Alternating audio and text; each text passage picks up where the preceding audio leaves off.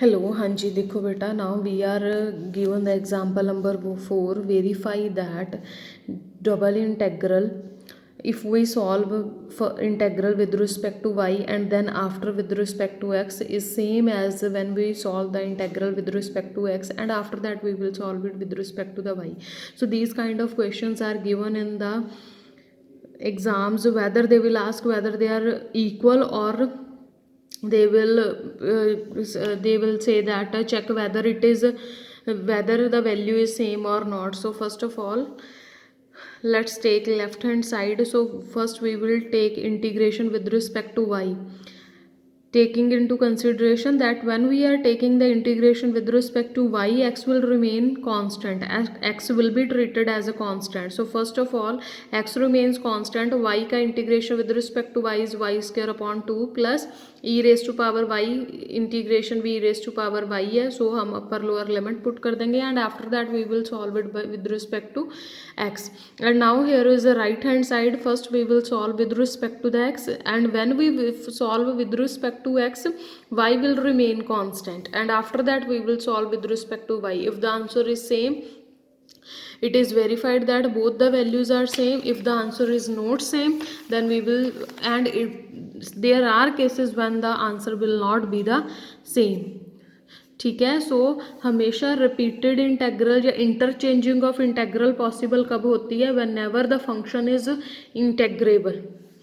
Next example, if a region A is defined as A is equal to x comma y for x lies between 0 to 3 and y lies between 2 to 5, then show that the value of this double integral lies between the limit 108 to 837. First of all, we are given the function, and function is continuous everywhere, and we know that the function which is continuous is always integrable.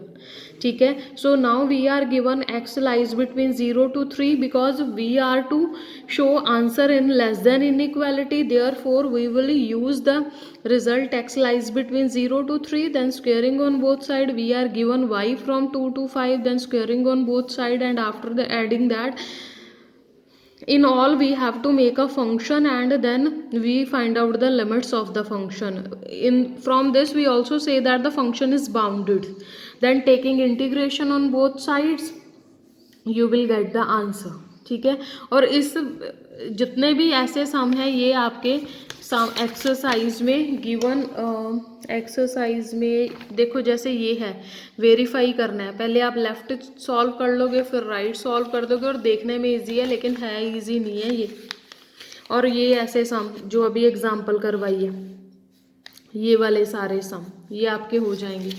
ठीक है. Next we are given example number 6. Prove that integral 0 double integral 0 to 1 x minus y upon x plus y raised to power 3 dy by dx is not like this.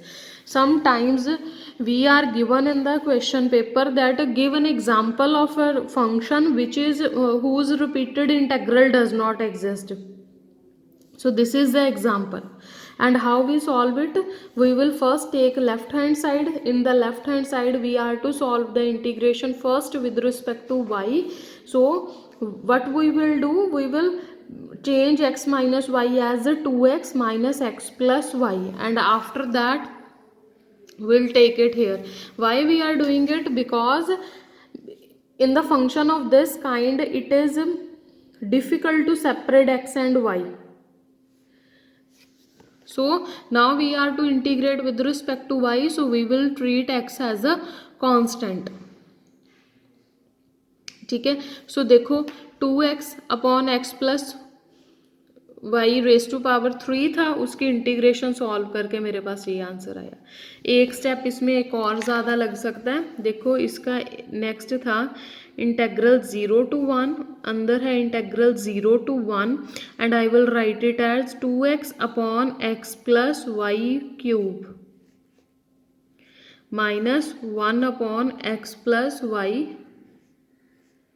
square, and we have to integrate it with respect to y then with respect to x. So integration of this with respect to y, so keeping x as a constant, so 1 upon cube term का देखो क्या होगा, integration -3 है, -3 + 1 क्या आ जाएगा 2। ये आपका homework है, इंटेग्रल आपने सॉल्व करना है। एंड आफ्टर दैट इसका इंटीग्रेशन क्या आएगा, +1/x + y। एक्स को आपने कांस्टेंट शो करना है। जैसे अगर मैं आपको बोलूँ कि find out the integration of this term with respect to y, it is same as I will told you 2 + y square. Find out the integration of this. Just क्या करेंगे हम, रेस टू पावर एक वहाँ पे add और नीचे उतना, so this will be the integration. ठीक है, so after that we will solve it with respect to x, and now we are given, first we will solve with respect to x taking y into y as a constant करना वैसे ही है जैसे x minus Y है, इसको हम change कर देंगे। x minus Y को चेंज हम कैसे करेंगे, देखो x माइनस वाई है, x माइनस वाई को आप चेंज कर दोगे x + y -2y। पहले ये था मेरे पास, अभी ये है मेरे पास, it will become like this.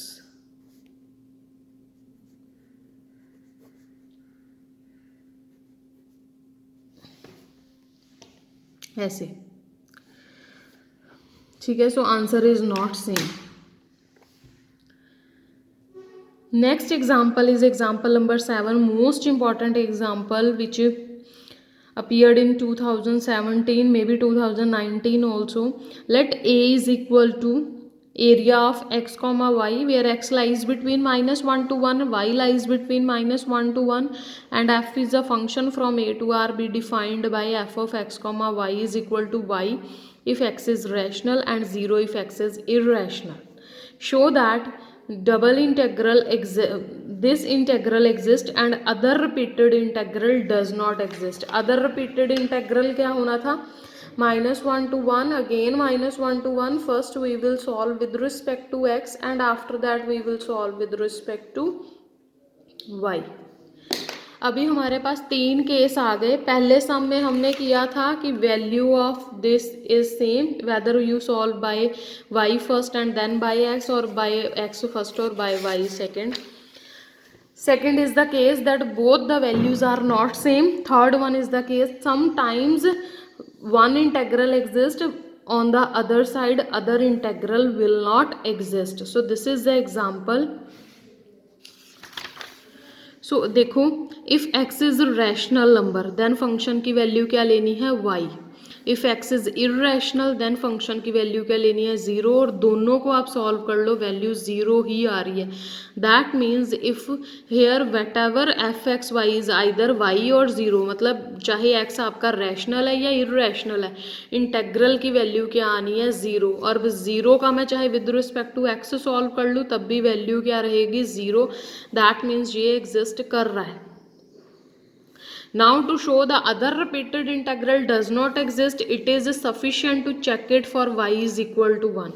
अगर मैं y की वैल्यू 1 ले रही हूँ तो मेरे पास फंक्शन ये बन गया, अभी ये एग्जिस्ट ही नहीं करेगा क्योंकि फंक्शन की क्या वैल्यू लेनी है, क्योंकि -1 और 1 के बीच में इनफाइनाइट रैशनल नंबर भी आने हैं, इरेशनल भी आने हैं। अगर रैशनल देखूँ तो इसकी वैल्यू 1 आएगी, इरेशनल देखूँ तो इसकी वैल्यू 0 आएगी। पहले तो यही एग्जिस्ट नहीं कर रहा, डबल तो क्या करेगा। यहाँ पे ऐसा कुछ नहीं था, यहाँ पे अगर मैं अलग अलग वैल्यू भी लेती हूँ तो भी चल जाता है, आंसर 0 ही आता है। यहाँ पे अगर 1 लोगे तो आंसर कुछ और आएगा, 0 लोगे तो आंसर कुछ और आएगा।